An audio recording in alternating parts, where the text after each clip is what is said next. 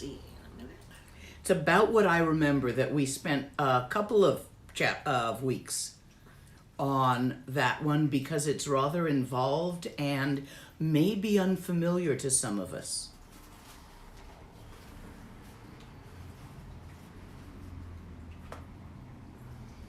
Before all Dharma,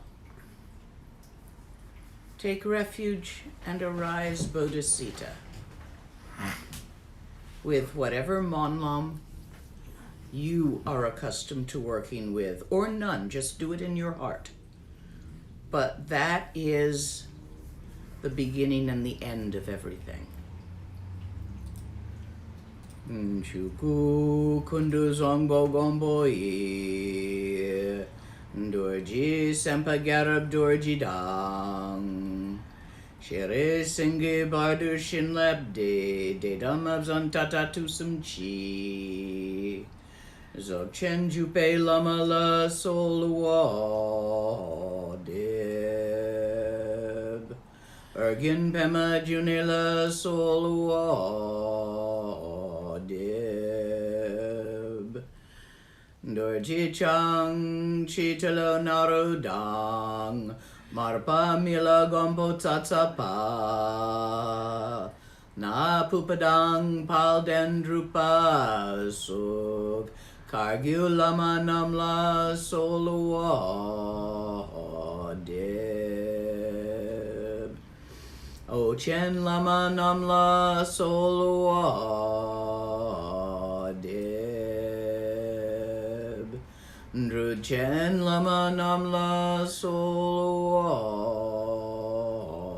deb Rochen lama namla solwa deb Shakchen lama namla solwa deb Nyendu dang yundrun lama namla solwa deb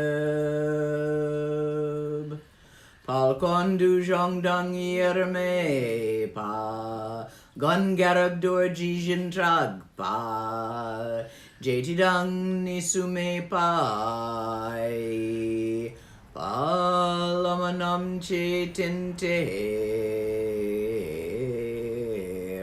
chong.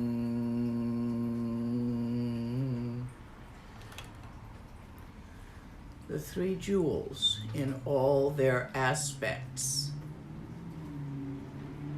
Chuku, Longku, Truku, Tsa, Lung, Tigli, Lama, Yidam, Kandro, Rangsem, Tongsel, Ngo, La Chapsuchiwo. Feel it. All beings arise as all Buddhas of the four times, in the dance of spontaneous liveliness. The efforts of Bodhisattva shine forth effortlessly. Be it. And so it is. Did we get a confirmation for our chapter 8? Yes, some people are saying they worked with Jnani Buddhas before, which would have been the previous Okay, good. Because that was a long one. I don't necessarily want to do it over. Go listen to the tape if you feel uncertain of it. It's important. If you don't exactly remember it, tape's out there. Tape. Video. You can tell I'm old.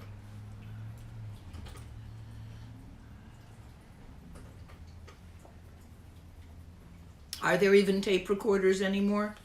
Does that even exist? Probably not. It's all computer-based now. Wonder what it'll be in another 50 years. I remember my first Commodore 64. It played some kind of little game where things ate each other.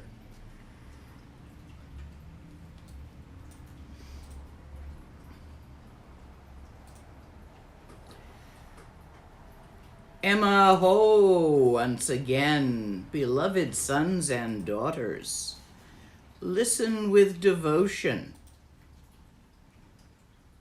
Your devotion is not to a God bigger than you. Your devotion is to the very life force of the universe. In all its vast, open awareness, lucidity, and in the sparkling dance of manifestation. This is not other than you.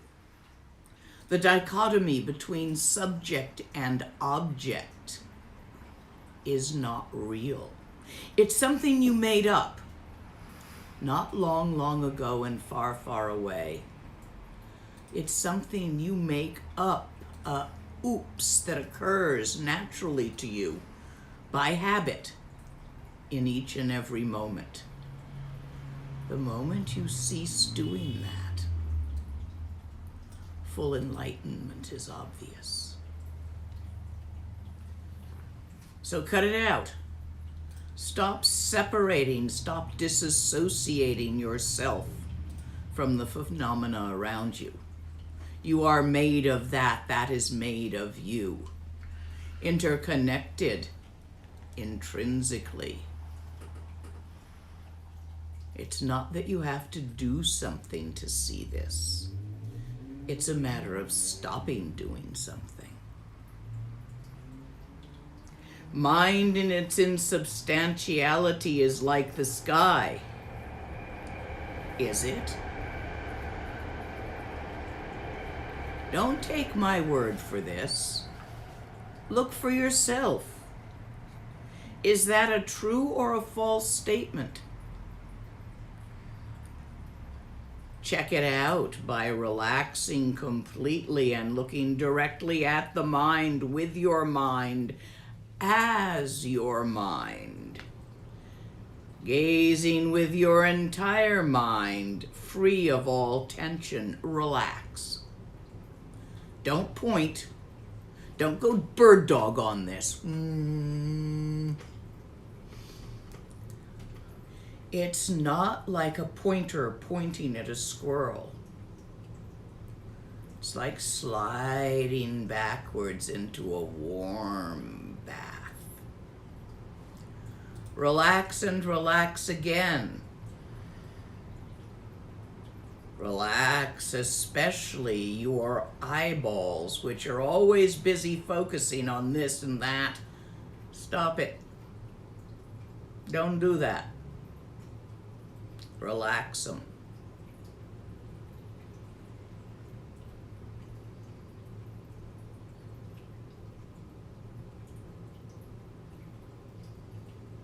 Allow your attention to expand fully into your peripheral vision.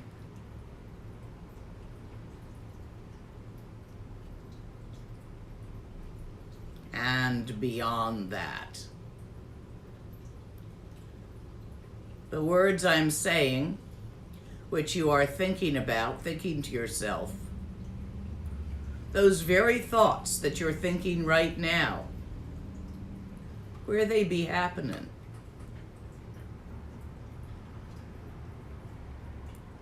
And I'm specifically using be rather than are. It's not where are they happening. When you use be in this way grammatically, it refers to a state of being that is normal for that. If I say, John be down at the corner store, I am implying not only is John at the corner store right now, but that is where you can usually find him. If I say John has gone or is at the corner store, I mean that that's where he is right now. He might have gone to pick something up for me or for him. Not that he tends to hang there. So notice I'm using this particular English tense on purpose. Where your thoughts be happening.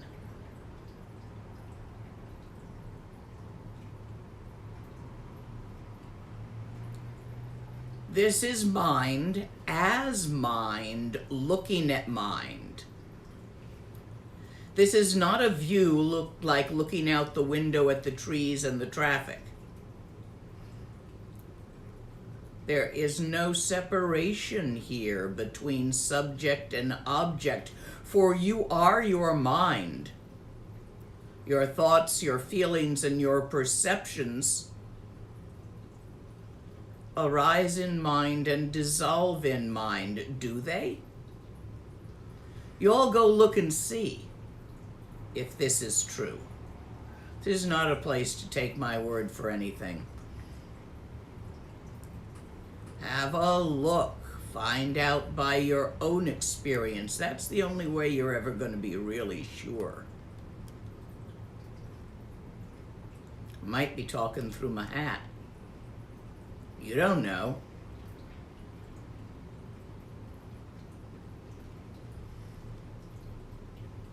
Look and see. Follow your thoughts home into a vast, indescribable expansiveness, which is not a big dead old nothing, but vibrant and alive with the lucidity of its ability to think. We call symbolically this lucidity clear light. Transparent light, like between my hands, illuminates whatever is placed in that place, but is not visible as itself. Clear, transparent light is the symbol of the innate and vibrant lucidity, ability to think, ability to feel, and ability to perceive of the infinite open awareness of mind itself. And this is you. Please look and notice this.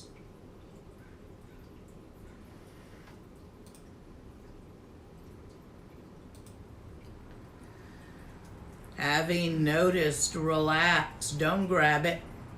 Don't try to stabilize it, keep it, focus on it, hang on to it, talk to yourself about it, juggle it. Just relax with it.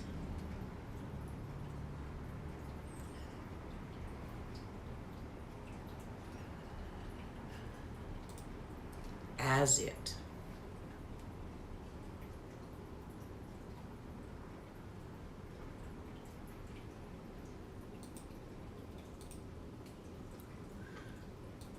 The emptiness of the mind is not just a blank nothingness, not a void, not black or white. For without doubt, it is the primal awareness of intrinsic awareness, that very lucidity, which naturally thinks, feels, and perceives, radiant from the first, bright, awake, aware, alive, vital, lively, self-existent, natural radiance is like sunlight. You cannot cup it in your hand and see it there, but it illuminates everything else. Is this indeed true? Check it out. Relax completely, looking directly at the nature of your mind, with your mind as your mind. Not an eyeball exercise. Looking is the word used to mean look, feel, perceive. Being a visually oriented species, we see people coming.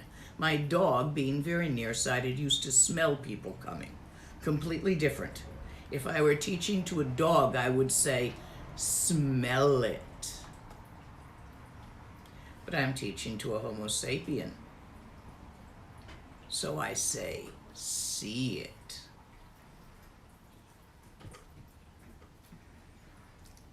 Momentary sadness. My coffee is empty.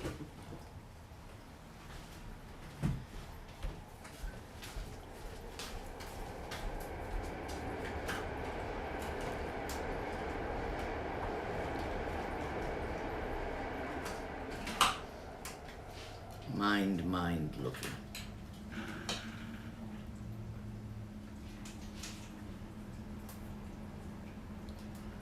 Sim karamsk sem yin. Your mind is your own mind. Your mind is both that which you are looking at and looking as and looking with. This is euphemistically called gazing into your own eyes. That doesn't mean go get a mirror.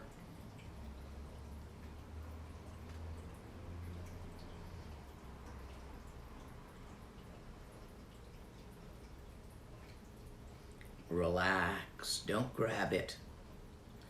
Don't make anything fancy out of it by using big words to describe it. Words you have read, you have been told are the right words. Here, there are no right words. They're all approximations. Relax.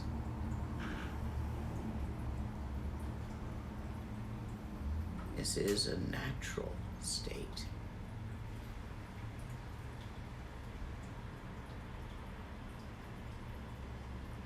This is the natural state which overlies all states, which does not come and go. You might not be looking at it. Right now I'm indoors inside my house. The sun is outside in the sky. But I am not looking at the sun right now.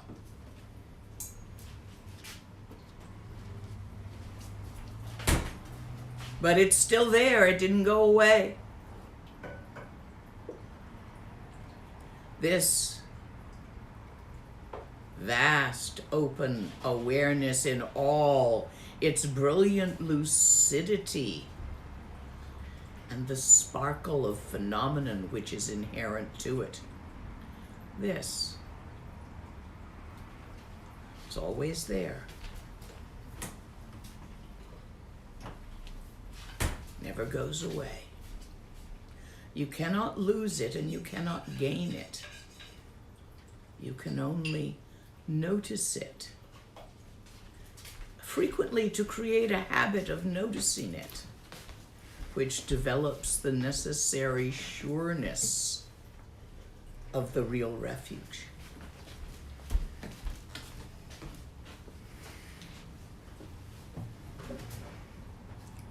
There is no doubt that it is impossible to objectify or grasp thought or the movement of memory. There's nothing substantial there to get your hands on. If there were, you could grab a thought and hold it out. But you can't, can you? You see, thoughts, they are without substance. They lack atomic structure. They are not made of molecules or matter.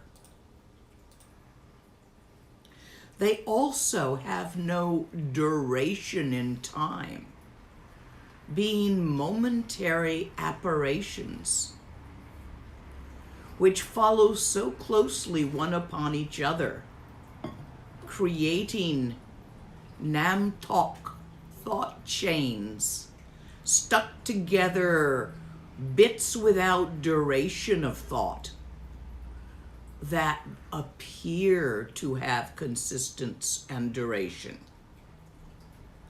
They appear to make sense, but When you take acid, drop psilocybin, peyote, whatever your psychedelic of choice is or has been, you think different thoughts in different ways, which make sense at that time, but not so much later on. For those of you who do not have an interest in psychedelics, dream time. Your dreams make sense to themselves and to you while you're dreaming. But when you wake up and remember them, the inherent logic is not always apparent. Just thoughts. Dancing is no thing and nowhere. Thoughts are considered the sparkle of the luminosity. It's shimmer. For thoughts are moving. So are feelings. So are perceptions, always changing.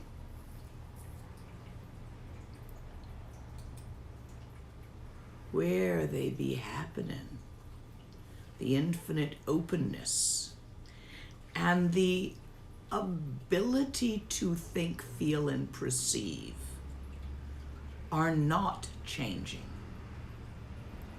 Or are they? Go have a look. See for yourself what moves and what does not.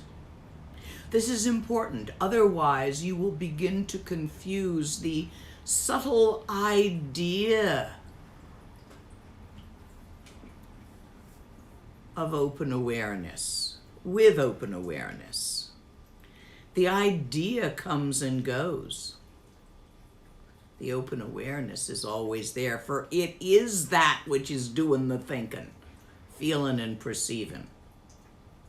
Or you will come to believe that your subtle feeling of relaxation and openness is the openness itself rather than a feeling about it. Oops. You have confused the moving with the stillness. You may even find that you are able to directly perceive the open awareness, and you think that your perception of open awareness is the open awareness. Oops. Perceptions move, they come and go. You cannot stabilize a thought, a feeling, or a perception. If you place a blue object in front of you and perceive it being blue, you cannot spend the rest of your life going around with your hands holding the blue object. Nor can you spend the rest of your life thinking blue, blue, blue, blue, blue, blue, and holding the thought of blue. Nor can you maintain the feeling that that particular shade of blue arises for you. Because these are moving. You can never stabilize the moving. So when we talk about stabilizing Zogchen, which is one of those places where the words are sufficiently inexact that everybody trips over them, people think that there is something that they get that they're supposed to make hold still. If you got it, it moved. It wasn't there and then you got it. It's moving, it ain't gonna hold still. Oh, it might for a day or a week, but not forever. Remember basic Lam Rim for turning minds? Anything that comes is gonna go. Anything that is put together or created is gonna come apart. This is basic impermanence. Stabilizing Zogchen refers to finding, noticing that which does not move, and developing a level of absolute certainty of it.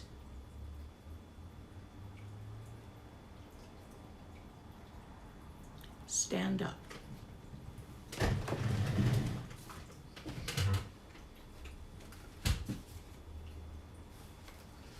Take a walk around the room.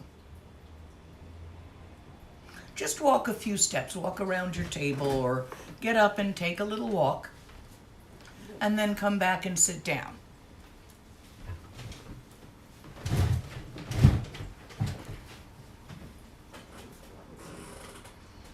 When you walked, how did you make those movements of taking a step? Stand up and do it again. Feel it. Feel how you put a foot out in front of you. Lean towards that foot by leaning forwards, and it goes to the floor with your weight. And once your weight is on that foot, you pick up the other foot, extend it forward, and lean a bit towards it. Feel that? You are absolutely 100% counting on gravity to walk. If you were in a space station without gravity, you could not have walked like that. You are so sure of gravity. You weren't thinking about gravity to take a step. Didn't even enter your mind. You were thinking, I'm going to walk around the room like the Lama said. I wonder why she has me doing this, except for the few of you I've had do this before.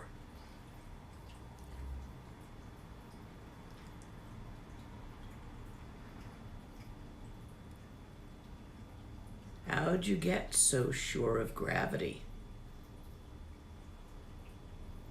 Do you remember? You sat in your high chair and you extended your arm holding peas, spoon, toy, bottle, anything to hand, and you let go. And every damn time it went down. And you yourself attempted to go somewhere. You went down too. And that damn gravity was there all the time. You may even have attempted to fly by jumping off of something, because you didn't know you couldn't.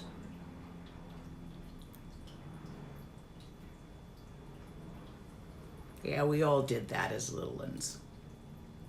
Your little uns are doing it if you have them. They're discovering and becoming certain of gravity. How long did it take before you automatically walked without thinking about gravity? A couple of years of habitually, continuously noticing that everything goes down. Well, do it again.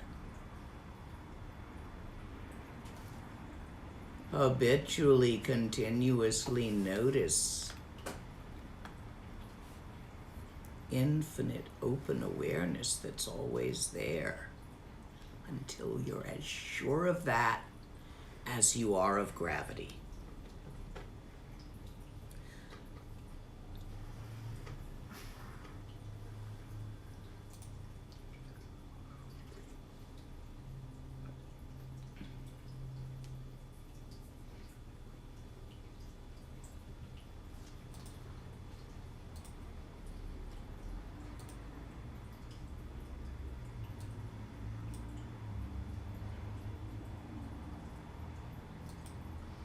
This capricious, changeable movement, the moving in Mahamudra that I'm pointing at, phenomena, moving,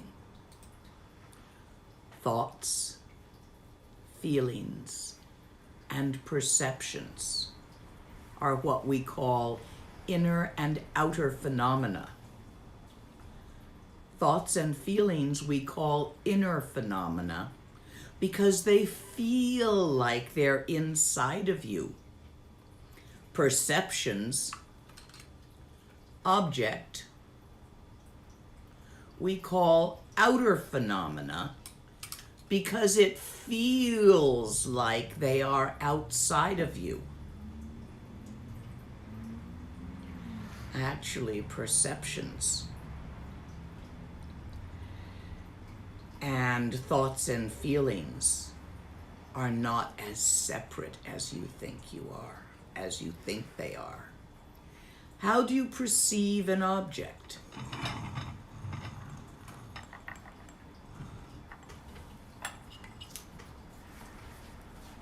Here's an object.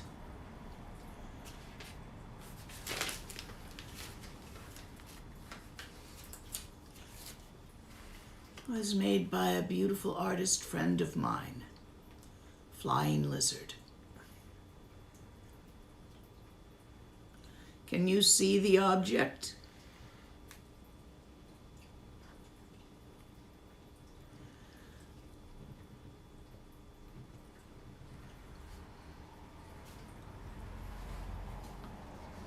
Look at the object. How do you see the object? Never mind what the computers are doing and the internet and the signal transmission. Pick up an object that's lying around in front of you. Pick up your mouse or your iPad, something you've got, your device. Look at that object.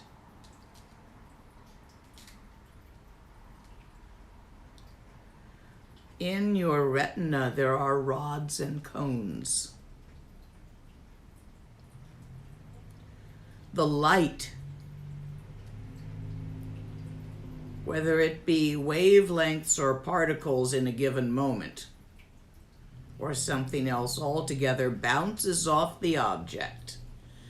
And the rods in your eyes see light and dark creating a shape. The cones see color, creating the color. This sends little puffs of chi through the channels from your eyes that go around back here, where they resolve back here into an image. This is where little puffs of chi turns into a picture. It then is transmitted down to here, where assessment, feelings, and all the rest going on with the picture occurs. That's going on inside of you. The feelings get involved down here about the object. The puffs of chi, of light and dark and color, resolve into a image, an object, but don't get named quite yet. Here. It takes on its shape, perceived as shape. But it's only as it comes down here through the chi into here that it gets its name, glass. And then you make assumptions with your thoughts. What's in the glass? What's Lama Lena drinking?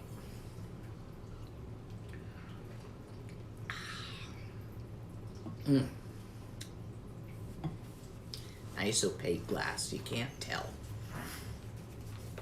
What's it got in its glass? You all have some idea. Everything from vodka through whiskey to wine to soda water to juice.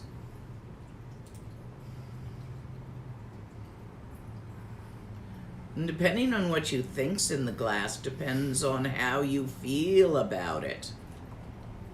Think, this glass contains a really nice single malt. No ice. pure single malt.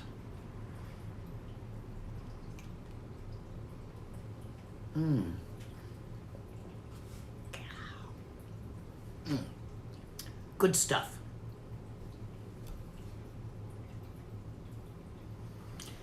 Gives you one feeling.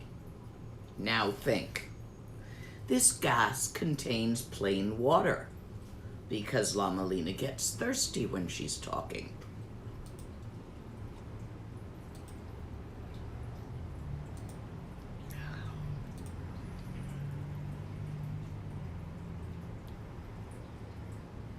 Different set of feelings. It's all mixed in together. Your perception is named in the first instance, actually called the ignorance that accompanies each perception, where you perceive an object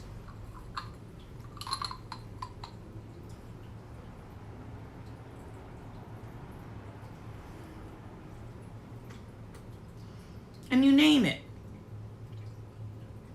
You think what it is.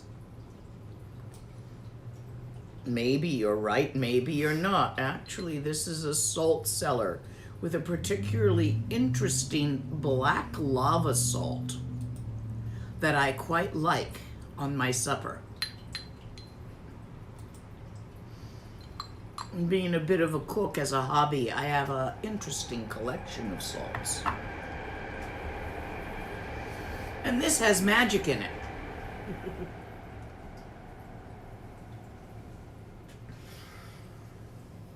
How do you feel about it? How do you see it? What do you think it is?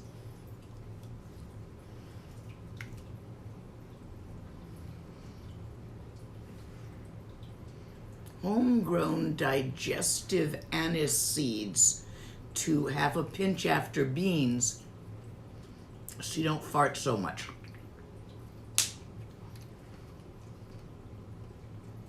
Good.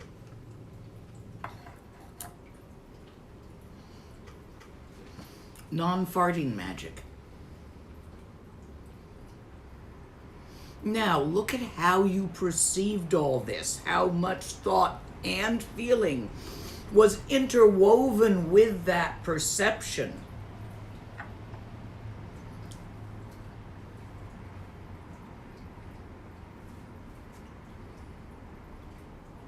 Object, perception.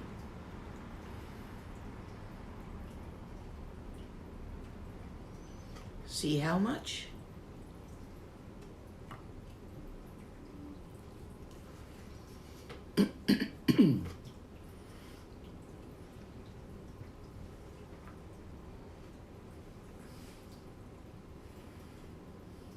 This is why there is no ability to objectify or grasp thought or the movements of memory with their attendant feelings and memories of perceptions. It never happened the way you remember it.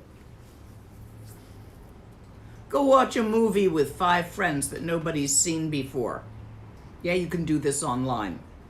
Discuss what happened in the movie. You're all going to remember it different. Some similarities, but not exactly the same. What really happened? And then you get into other people's feelings. How does so-and-so feel about such and such? Oh, doggies, you're never going to know. This movement, like the cosmic wind, like the buzz of Rika. Oh, go look out the window or go stick your head out the door. I'll wait. Go look up into the sky. You will see little bitty, teeny tiny, fast moving specks of brightness that almost seem to have a little dark shadow attached to them. They're really fast, they're really tiny, and there's billions of them.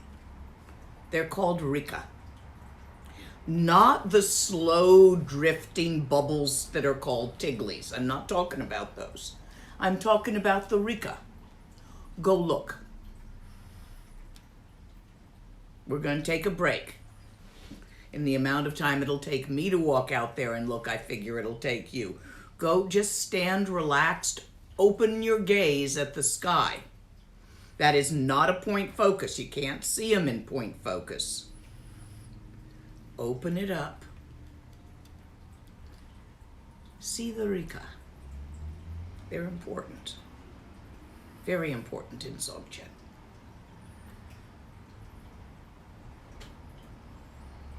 Five minutes to get yourself to a piece of sky. 3 minutes. It's not going to take that long. Windows will do, probably, if it's not too dirty a window. If your window's really dirty, open it. Mine are really dirty.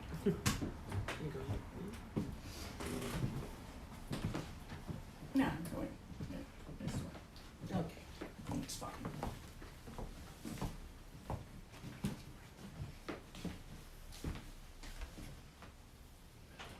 You can come or not. Oh, I will for the phone.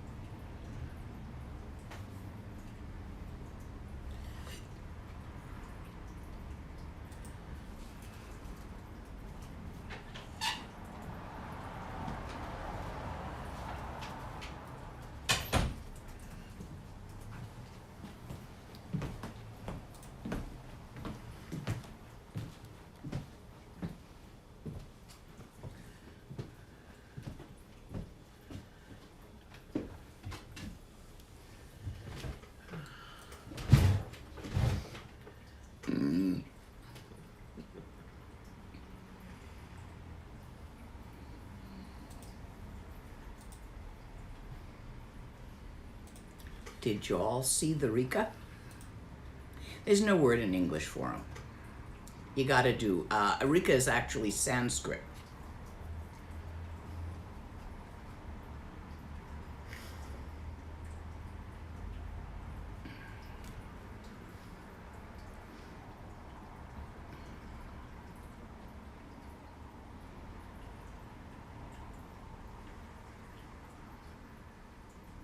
Have you any questions about Rika? There is one that just came up. Is it possible to see the Rika at night, at times when it's dark? Looking Yes. at the sky. In fact, at dusk, just as it's getting dark, when it's hard to see, but there's still enough light to see a bit, you can see the Rika inside. Don't turn on your electric lights at dusk, or turn them off for a minute, and just sort of gaze around the room. Gaze at something blank. Don't gaze at the decorations. Gaze at, the ceiling. Once you're used to seeing them, I can just barely see them with the lights on here. It's easier in the dark. If there's clouds, they're easier to see. If there's stars, the stars will interfere with your seeing them, looking at the sky.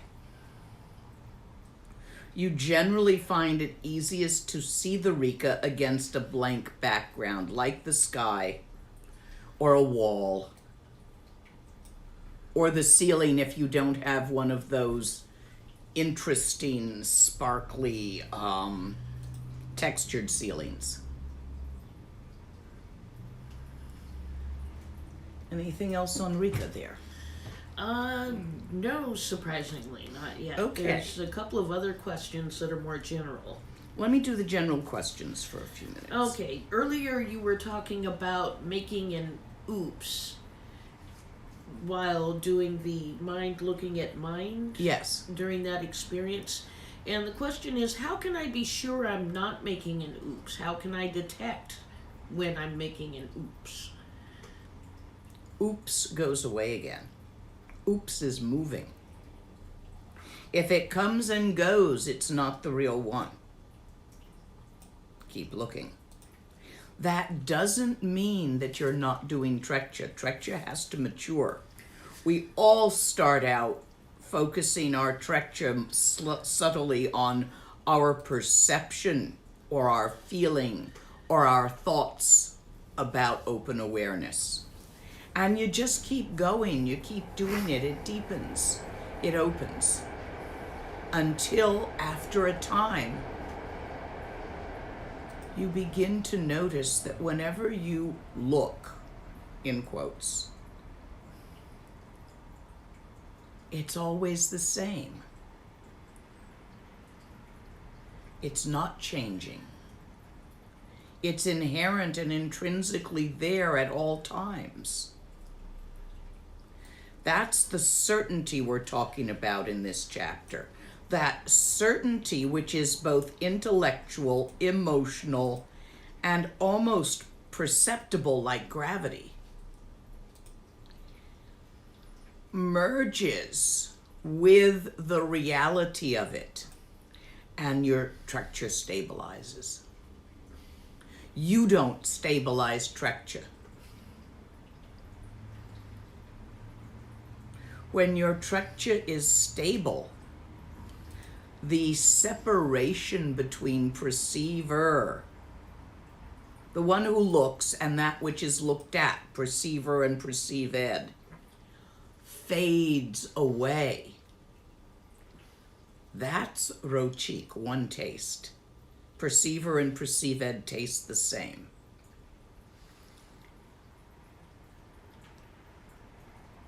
That's when it's real. And not overlain by a subtle thought, feeling, or perception. So just keep going, keep practicing. It's an oops only if you think that the subtle idea is the real thing and try to hold it still. If you relax into the subtle idea more and more, and either hit it with pet or pray to your teacher's heart mind to enter and bless yours and become one with the lineage, at which point it expands into its natural state. Mahamudra does it with manlam, with repetition of words. Zogchen Mahaati does it with the seed syllable pe. You can find more in-depth teachings in the 3 words of Garabdorji, which is all over the website. Several different ones, including a beautiful one by my own teacher, given in Guru Rinpoche's cave to Tibetans, with me sort of on the background translating to a dozen Westerners who turned up. That is well worth watching. What else have we got for a question? So going back to the Rika, what are Rika? Why are they significant? What's the explanation for them? They are a symbol of the innate vitality which pervades and is not differentiated between perceiver and perceived.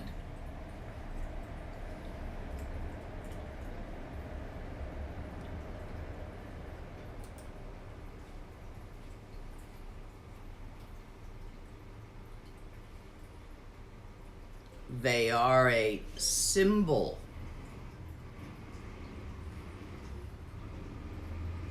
of the sparkle of awareness, the moving in which no thing moves. There's no actual little dot buzzing around up there, and yet they are very perceivable. They are neither exactly inside nor exactly outside.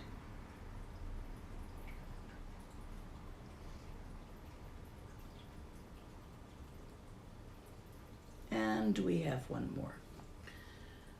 And a number of questions about people who saw things, but were they seeing the right things? What about a purple spot that turns... Nope. That's a no.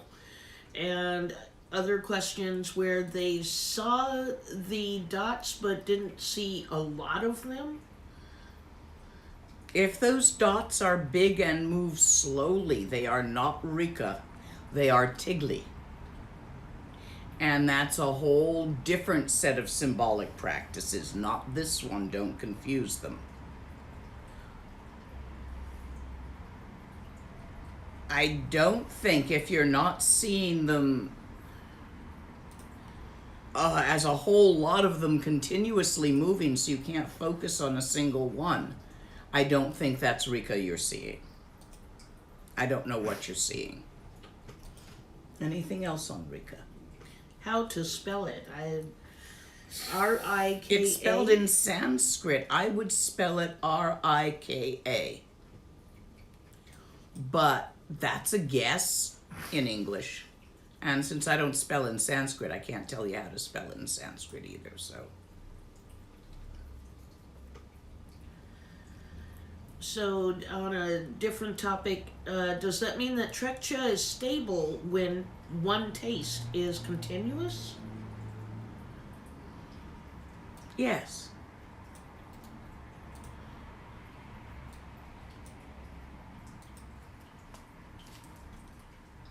Trekchö goes through levels of maturity, pardon, as you practice. In the beginning, it's a very transitory glimpse, and then you're distracted. As you learn to relax more and more into it, not to focus into it, but to relax more and more into it, with ease, naturally, simply by doing it again and again, it matures from Shine without an object. Shine is resting in stillness without any object at all, since there is no object which is still. That matures into direct seeing, laktom. I'm using Mahamudra terms here. I'll switch to Zogchen terms in a minute.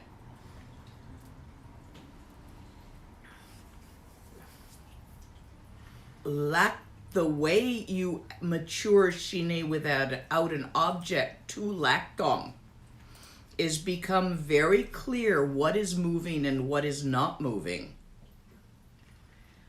And then,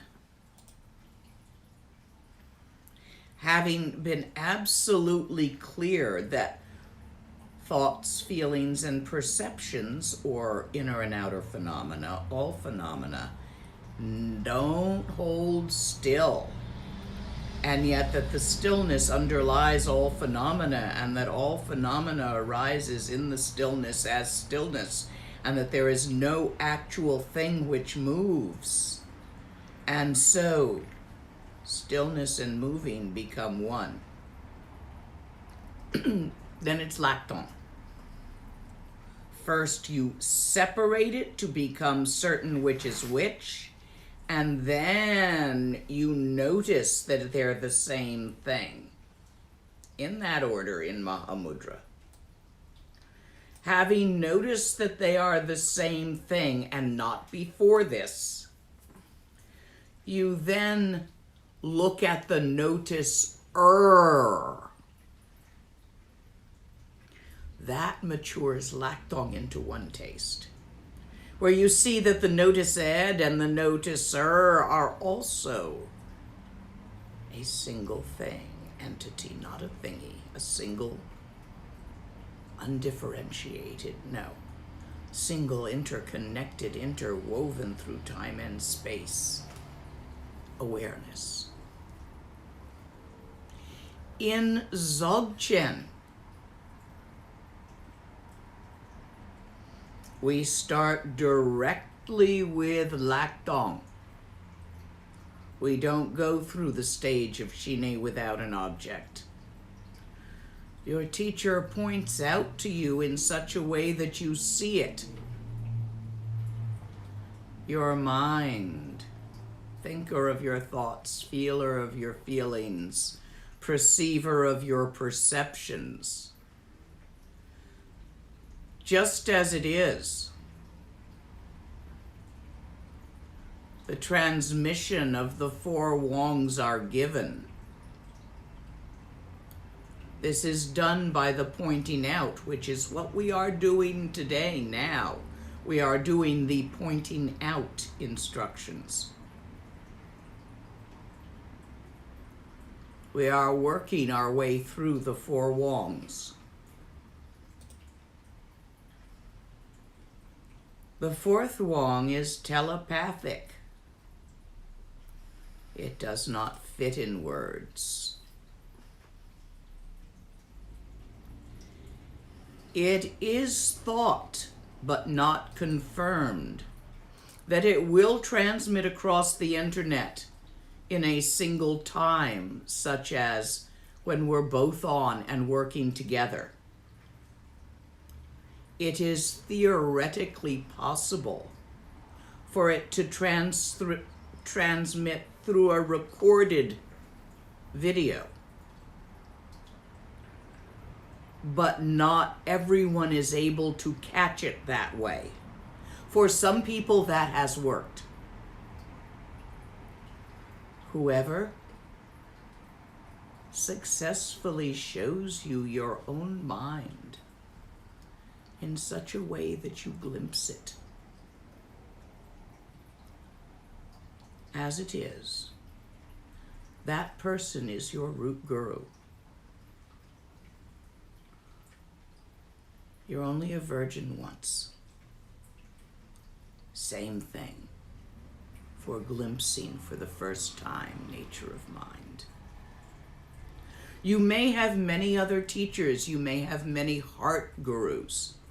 Heart gurus are the ones who encourage you and hold your hand along the path and give you teachings, and for whom you have deep loving respect. You may have many lovers in your life, but somebody was first. Hi, Douglas, if you're out there.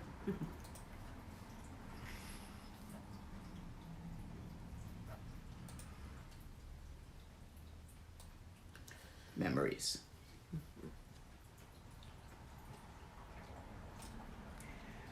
There is no doubt that it is impossible to objectify or grasp thought or the movements of memory. Remember your first lover right now. Remember their face.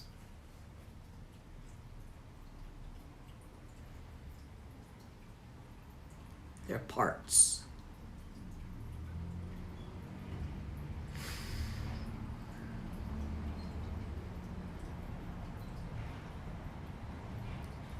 Think that's accurate? They've aged 50 years by now. I bet you they don't look like that anymore.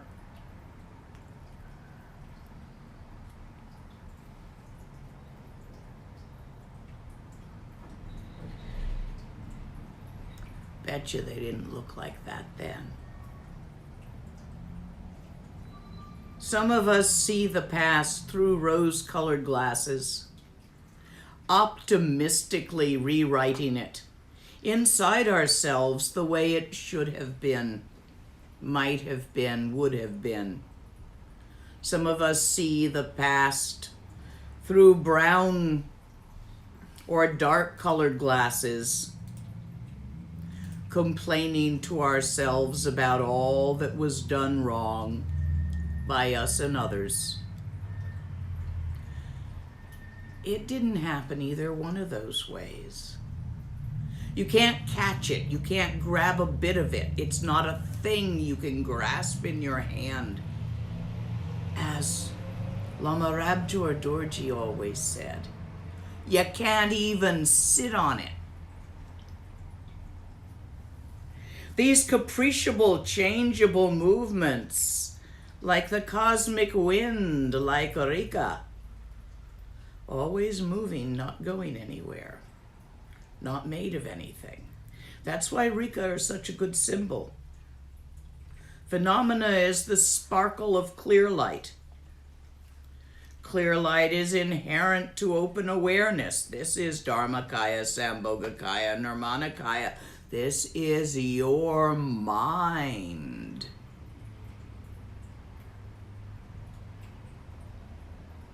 No thing. Dancing forever in nowhere.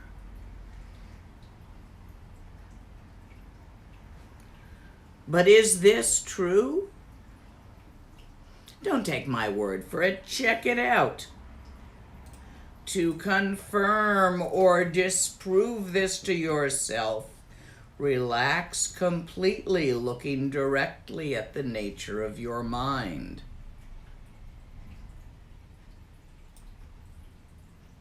Don't try to stop thinking while you do this. Don't follow your thoughts either.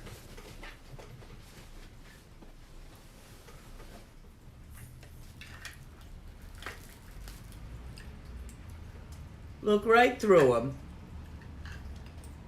at mind itself.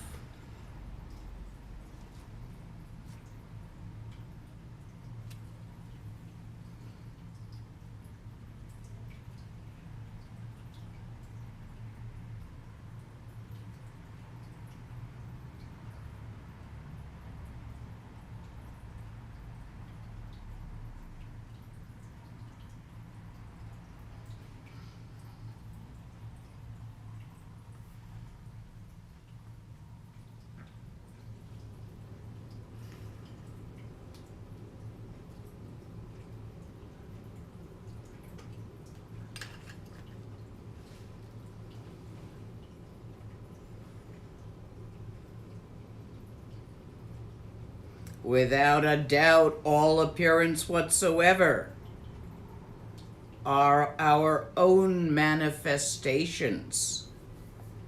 All phenomena, both inner and outer, whatever manifests in the way of thoughts, feelings, and perceptions, seeing, hearing,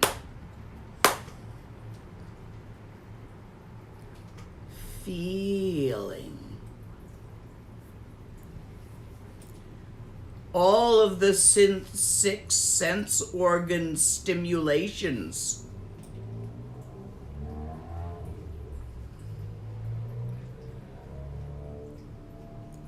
whatever manifests like reflections in a mirror. Your mandala, your outards, how you perceive them, what you perceive them as, what you notice, how you feel about it, what you think about it. Mind. Like the reflection in a mirror. Your mandala is you.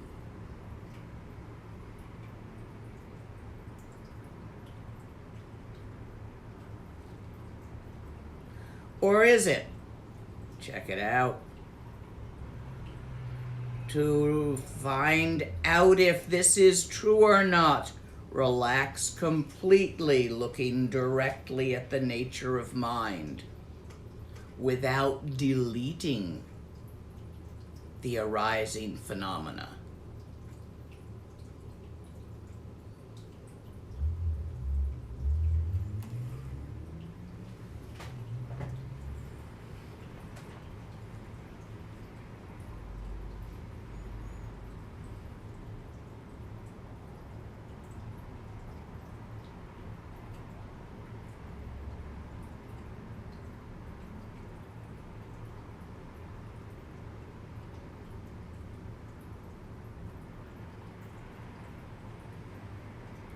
Don't point. Don't focus. Relax into open awareness, which is in no way separate from the vitality inherent to it, which sparkles. And the dance of phenomena is but the sparkle of that clear light of vitality, which pervades the infinite openness, the vast expanse of mind. As far as your imagination extends, your mind extends.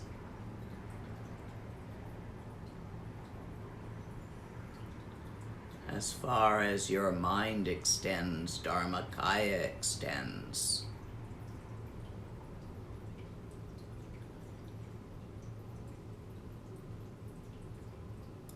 Pervaded by the clear, transparent light of vitality, which manifests as the sparkle of phenomena, arising and vanishing as no thing, in nowhere.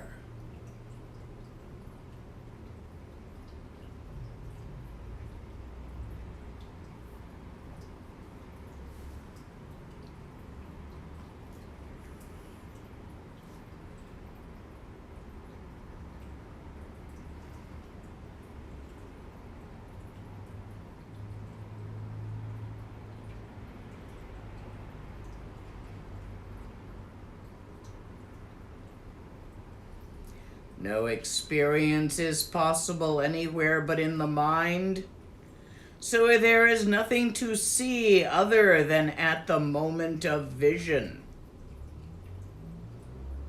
Here, now. This now. This very exact now, this moment, in its entirety of infinite open awareness. Lucid and alive with phenomena, sparkling and dancing, arising and changing. There are no things which move.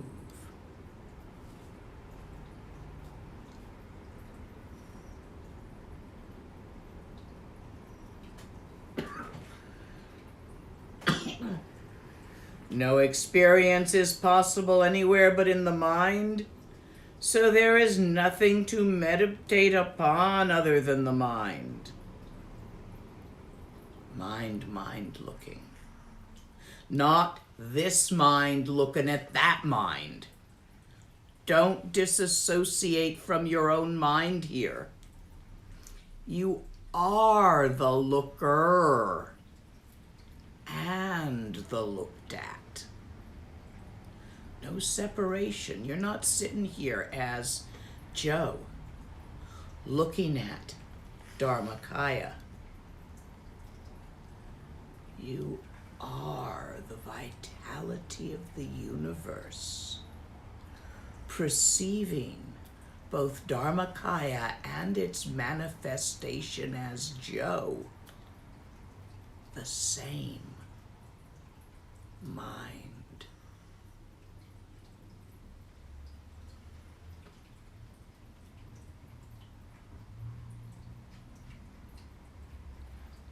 No experience is possible anywhere but in the mind, so there is nothing to do other than what is done in the mind. Relax. Let go. Allow each moment to arise in its entirety of open awareness,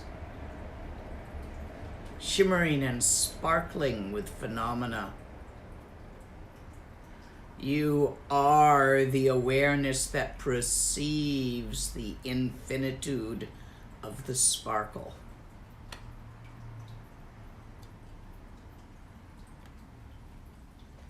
No experience is possible anywhere but in mind, so there is no samaya relationship to be sustained outside of the mind.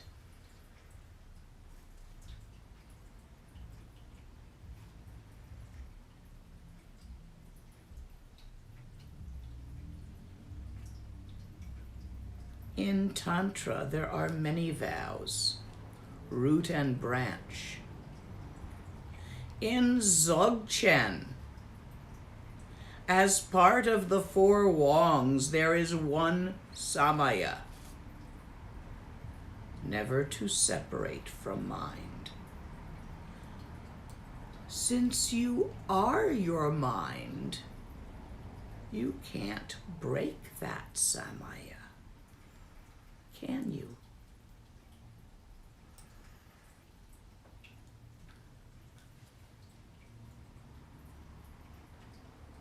No experience is possible anywhere but in the mind, so there is no goal to be reached other than this very mind.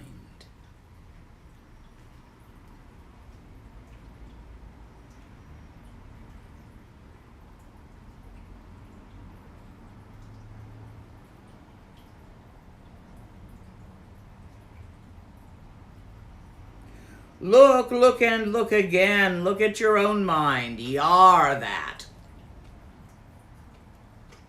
Not look at.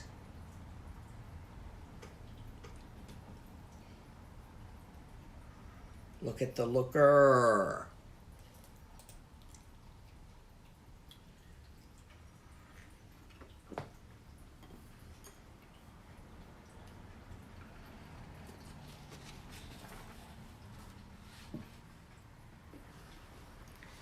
Stopping for questions. Are there any? Yes. Does the inherent stability automatically carry over into dreams and sleep, or is it only daytime? It will automatically carry over into dreams and sleep. However, no pushing the river or getting all upset because you're not there yet. Give it time. No pushing the river. Let it be natural. Now, there are things you can do to encourage that, such as working with the seed syllables in the chakras of dream yoga.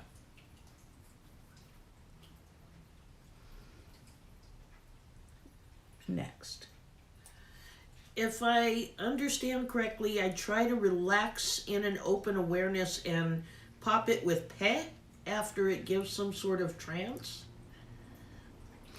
If you get stuck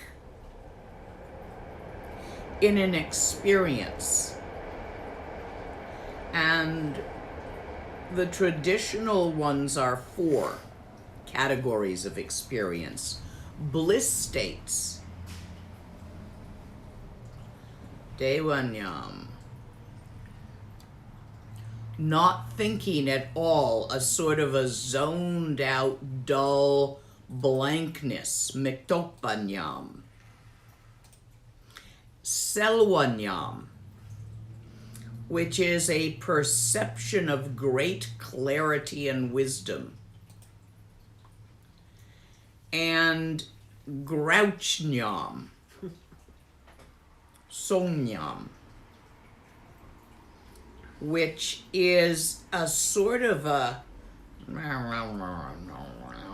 and it's delicious, and you don't want to stop thinking about all the, and he left the toothpaste tube top off, and the bit never got named, this didn't happen, and there's this crap over here, and it's delicious and satisfying and almost addictive. So these are the 4 categories of nyams that people get into, plus a whole bunch of other weird ones, like a blue dot that hangs there and never goes away for while you're practicing, or a light that comes in from here and then it does this 7 things and then it goes over there. I get a lot of descriptions of these occasional nyams, which are eminently creative, like artwork, but it's a nyam, it's an experience. You treat them all the same. First, don't grab it and try to further it. Recognize it for an experience that comes and goes. How can you recognize this? Because sometimes it's there and sometimes it's not. It's moving. You can, if one of those begins to get stuck or habituate, break it with the seed syllable pe. However, for this seed syllable to work in this practice, it needs certain very specific characteristics. Sudden, short, sharp, and fierce. These 4 characteristics are necessary. So it's done like this. And you have to do it out loud. Silently doesn't work. Pet! Pet!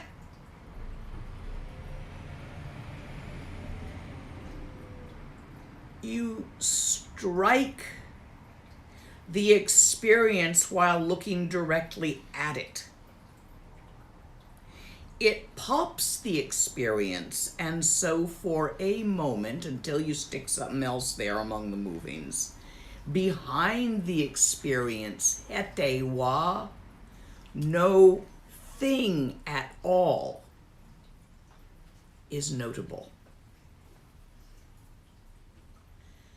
Now, this is a secret practice, so don't be out doing it in public.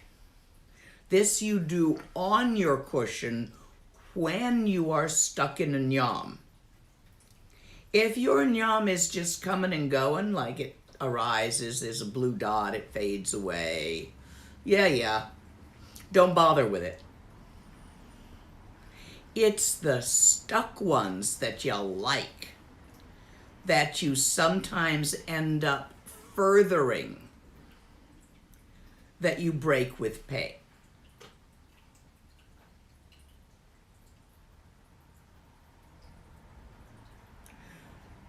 You have to sort of sneak up on yourself also. Sitting there thinking, well, I do a pe, yeah, maybe I'm going to do a pe. No, the impulse to do the pe and the pe have to come together. You see, if you are not directly focused on the experience that you are breaking, if you're not looking there when you do that, all it's going to do is startle your fleas, which is not the point. Other questions? Yes, a couple more about Rika. One is the question, is Rika the same as Prana? Life force, I guess is the Sanskrit. They are not the same thing, but they are certainly very related. It is the prana that creates the Rika.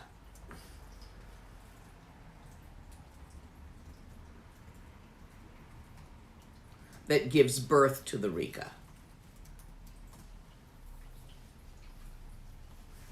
Next. Also about Rika, one person mentioned that they can only see them when they remove their glasses. This is true for many people. Yeah, if you can talk more about, I guess, physical limitations behind some of the practices. Okay, most people will find it easier to unfocus their eyes, which is necessary both to see Rika and to enter into Trekchö, at least in the beginning, to take your glasses off. Come here, glasses. We use our glasses to give us the ability to point focus. For instance, my text is just a little bit blurry but still readable with like this. But when I put these on, it's extremely clear and precise. It is harder for me to relax my eyeballs with these on. So I would not wear them to sit and practice, which is why when I am using them to see the text, I'm always taking them off to transmit. So I'm like this all the time, which is a little distracting. So since I can actually read this, I decided not to put them on today.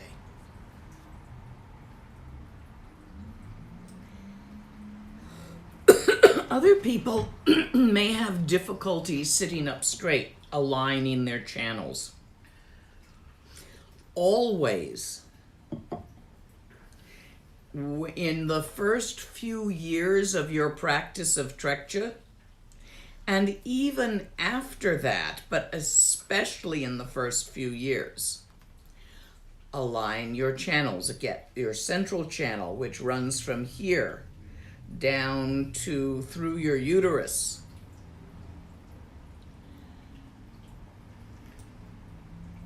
It runs in front of the spine. It's further to the back, like where your cervix is.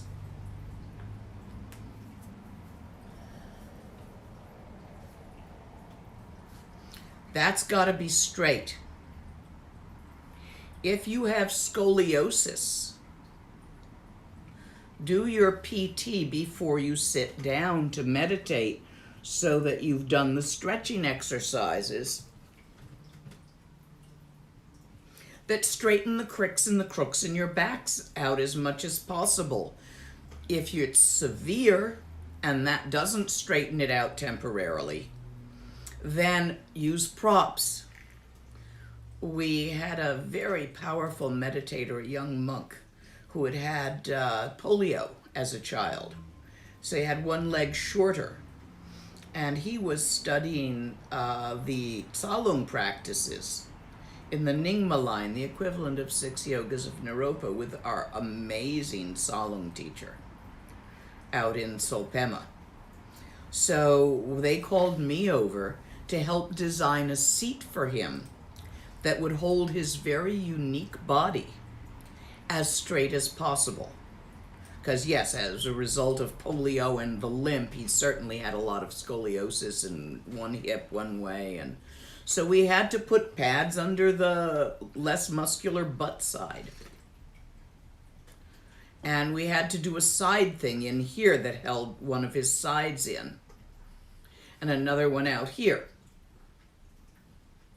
getting him as straight as we could. So please, if you have any physical problems, work on your seat. Build yourself stuff. Mipong Gompo was 84 years old when he got these pointing out instructions. He couldn't sit up straight. In order to actualize them, in order even for them to go in, his teacher built him a chin prop that he could rest on like this. It's a thing that goes like this, and with one leg that goes down between the legs when you're cross-legged.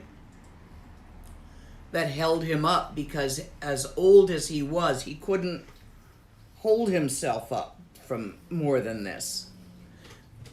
They straightened him, gave the transmission of the four wongs. He got it. Not only did he go rainbow body, but 13 of his own students did as well. So it's important. Build yourself a chin prop if you need it. Next question. Why is it that if I abide in one taste and it feels so clean and so pure, why is it that I look to run away from that? Habit. It is still unfamiliar for you.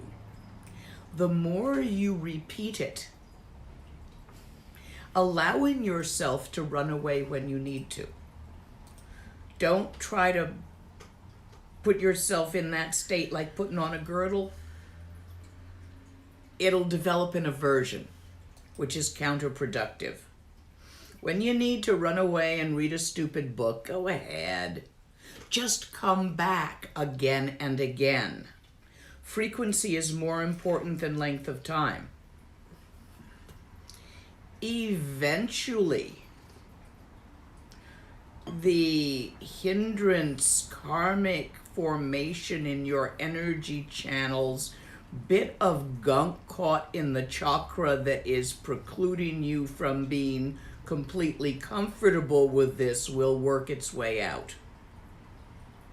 Should you wish to speed up that process, I recommend the inner body Rushen, which would speed up getting that bit of gunk out.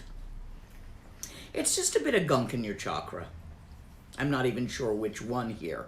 Would depend on the kind of discomfort and what you tend to run to. But yeah, I get that too. Have had it. Am intimately familiar with that phenomena. Don't worry about it, but be gentle with yourself. Repetition rather than duration. Don't force yourself to try to remain in it when the discomfort becomes notably distracting. Let go. Go do the other thing. Whatever it is that you go to, video game or stupid sci-fi book. That's mine, stupid sci-fi book. Just come back. Soon. Briefly. Eventually, without your having to thwap at it, this will resolve itself. And you will become more and more comfortable. I speak from experience here because boy did I have that one. See, if there is any single reason that I am a good teacher, it's because I'm an absolute idiot. I have had almost every meditative accident you could have. I've done almost every stupid thing to avoid getting enlightened that sentient beings do. I know where the holes are, because I fell in them, and I'm old now. Sometimes I wonder, those teachers who've had such an easy path, always loving the Dharma, never fighting the Dharma, never having a hard time, never getting into weird tangles, how they can fish their students out of those very same tangles if they've never experienced them. Tulkus raised in monasteries have a different set of problems, not the same set. Anyway, I was getting digressing. Give me another question. I've been seeing Tiglies and Rika since I was a child, not knowing what they were. These teachings pointed my attention to them once more, but now I feel like I'm theorizing things that were once natural to me. How to stop doing this and be childlike again? Theorize all you want, you don't have to listen.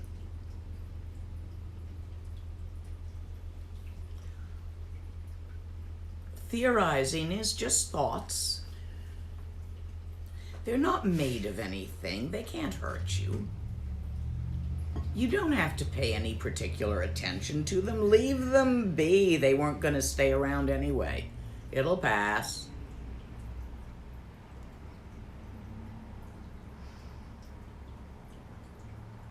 I was a particularly troubled and troublesome child. The stories I made up were not innocent.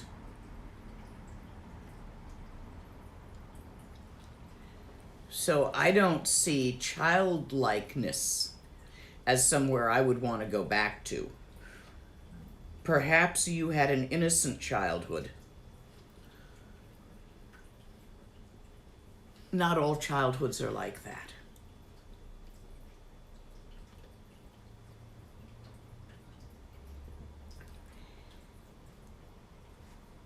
Your way is not to get rid of the thoughts, it's to see through their thoughts. They are, through those thoughts, they are transparent, as was shown to you in the third Wong.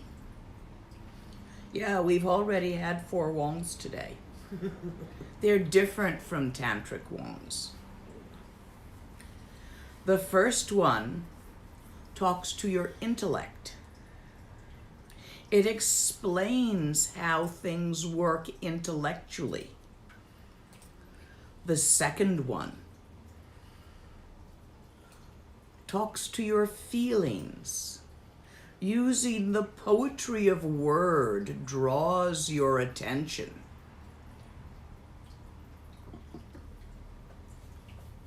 Emotionally to nature of mind. The third one is perceptual.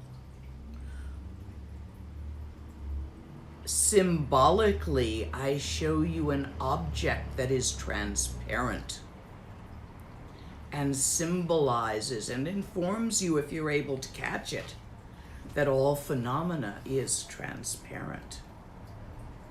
Thoughts, feelings. That whole set of thoughts and feelings that ride the sensory organs.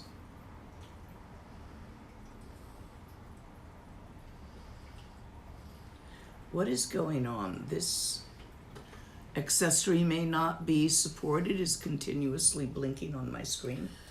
Well, Let's find out if I'm still online. Yeah, you're still playing back. Okay.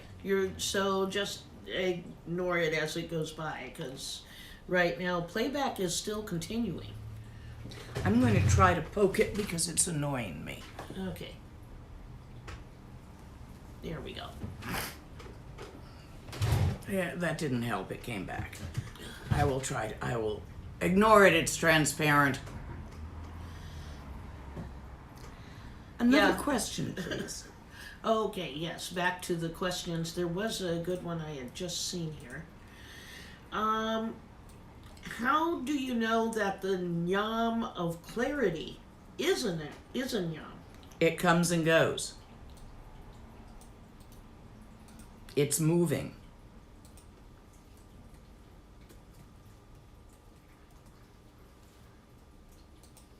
You get that one a lot when you're in retreat for a couple of months, and then you completely understand everything. You're wise, you're clear, you can help sentient beings, you come out of retreat.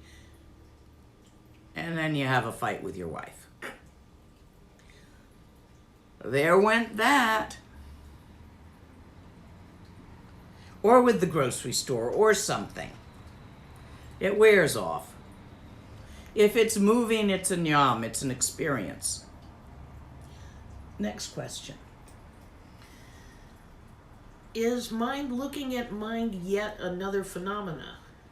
Is the experience of mind looking at mind just an instantaneous after effect of the real thing? Yes, on the latter question. No, on the first question. Mind seeing mind. Mind looking at mind is an idea. It's a bunch of words. Never was more than that. But in the seeing of mind by mind as mind,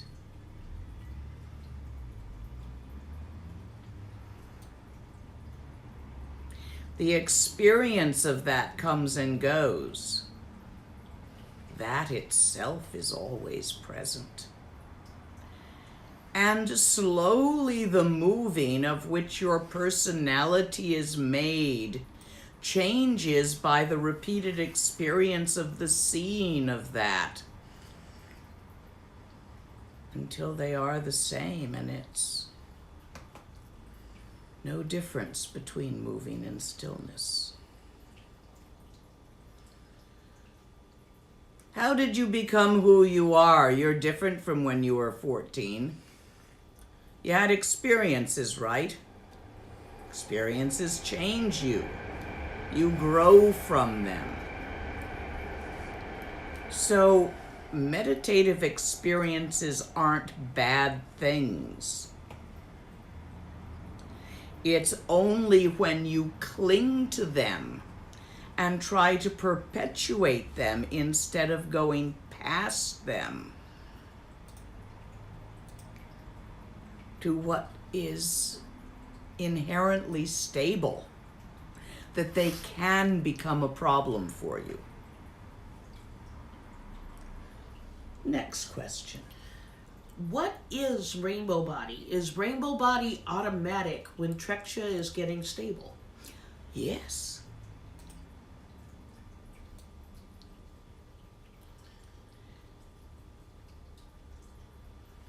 Rainbow body is your energy channel body. It exists right now. But because your point of attention is material on matter, you don't directly perceive that. When your point of attention, which is currently matter and movement focused, completely opens up and relaxes into its natural state, your energy body becomes apparent. This is your rainbow body. Look, if rainbow body were something you were going to get or accomplish, it wouldn't be permanent. It would go away again. Impermanence. Obviously, it's already there if it can be permanent.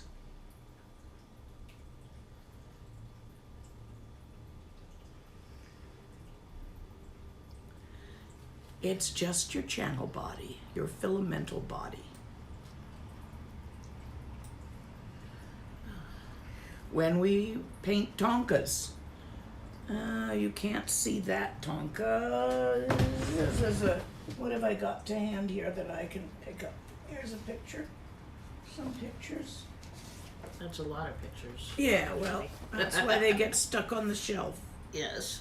Okay, here's a nice Tara. You can see her and her rainbow body. You can see her form body, shape, and her rainbow body, those lines coming off it.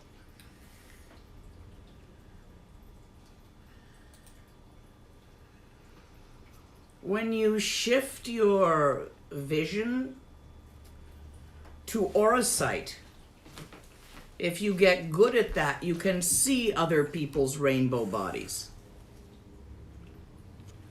Most people keep their filamental body wrapped around themselves. It's a habit.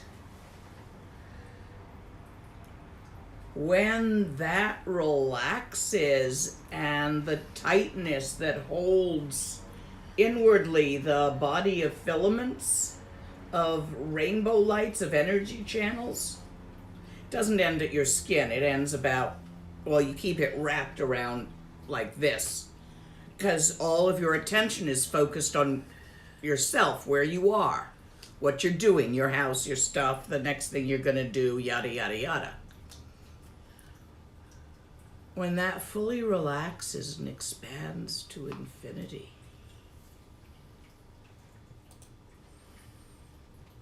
it returns to its natural state.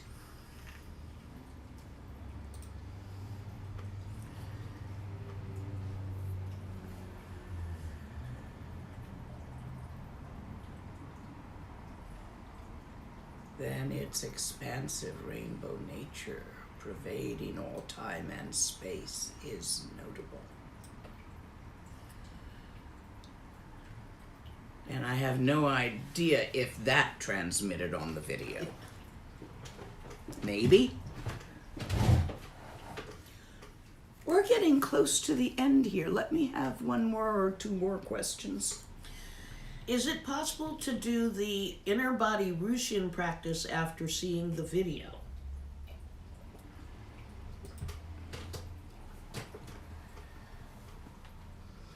I don't advise it. I advise you to get that one taught directly. There's too many accidents that you can have. As you unravel those in the chakras, they squeak. One of the criteria, and I don't know if that's up there as an open teaching or not. I think I usually teach that in retreats. Those Zoom retreats that I put people in. One of the criteria is you have to have done working with emotions, and you have to have practiced the Chenrezig sadhana, because those are two things you will need in order to do that practice safely. Working with emotions is accident prone enough that I teach it as a retreat. But the Chenrezig sadhana you're welcome to find. In fact, we have a group practice on weekend mornings early. I think it's on Sundays. Do you remember if it's Chenrezig on Sunday or Zogchen on Sunday? I think it's... I think it's just Chenrezig. double check the schedule itself. What we have is Trekchö is Saturday and Chenrezig is Sunday. Okay, so that's tomorrow morning. It's scheduled online. There's a group that does the Chenrezig practice together. So if you are considering doing the inner body Rushen, do the Chenrezig practice until you get it working. You don't have to do it with a group if you don't like group practices. Just get the tape and do it from there. The video. But I think you should probably sign up for the Working with Emotions retreat and do that in a retreat setting. Another question. Will trying to see everything like a dream enhance Trekchö? Yes, as well as your dream yoga. That's good for you. However, if you begin doing that practice of seeing everything like a dream, you must respect the integrity of the dream. That means do not step in front of moving trucks or off of cliffs, because you can fly in dreams. Okay? That's important. That is exactly what I mean by respecting the integrity of the dream. If you get yourself killed in a dream, you will wake up. Don't break the dream. Don't break the life. As you see everything as a dream, that is not an excuse to do stupid things and act without common sense and get yourself squished by traffic. In Nepal, there was a guy who was doing a lot of practice, and he was doing that practice. And there was a truck coming down the street, and he didn't get out of the street out of the way of the truck because he thought it was a dream. Oops.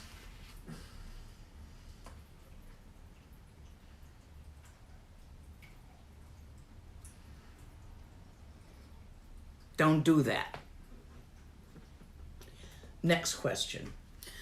Are psychic structures like the ego able to be rendered transparent by this practice? Sure. They're ideas, aren't they? Ego is a word. I'm not even quite sure what it refers to, but whatever it refers to is a scientific theory, maybe by Freud. Maybe he's the one who made it up. It's a thought pattern. Transparent like all the others. Next. And this will be last, I think. Okay. Coffee in, coffee out. Yes, exactly. Do all beings and Buddhas have their own mandala? And are these mandalas separate or interpenetrating? If they interpenetrate, how does that happen?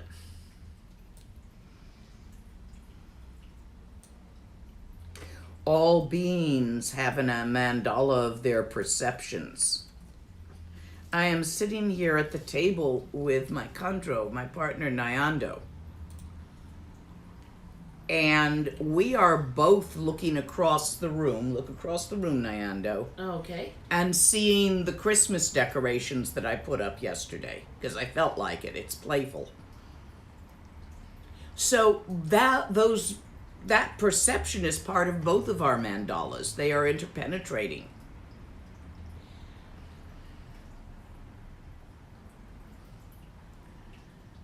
The archetypes, such as Tara and Vajrasattva and Demchog and Vajrayogini, all have their own mandalas, but they are in some way the same mandala because the archetypes are all archetypes of the same thing,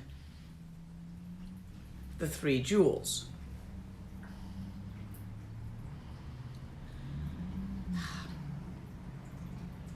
It doesn't break down quite as concretely as your question leads me to believe you see it.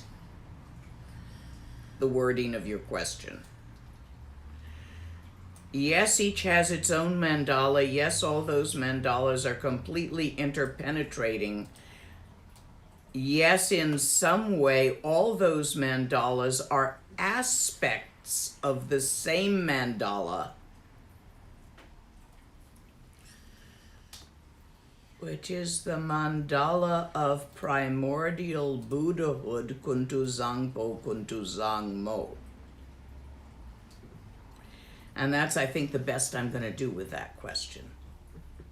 Anything urgent in there? No. Not at this point. Then I am going to end for now because you have practices to do. We are at the bottom of the first page of Song 8. And Song 8 is well worth taking its time with because it's the pointing out instructions. Should any of you have questions that are still bothering you tomorrow, it's open question and answer. At